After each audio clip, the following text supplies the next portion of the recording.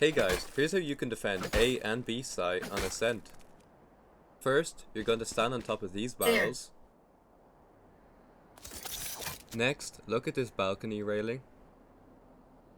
Then aim your right HUD line at the left side of this circle and go down until the line is sitting below this little spot to the right.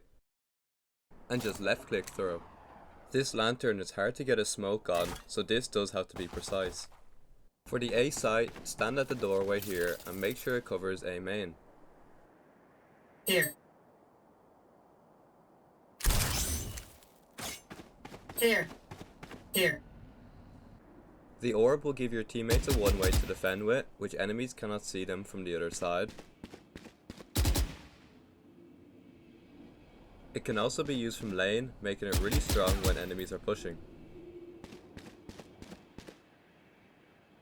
The wall on A will cover both entry points towards site.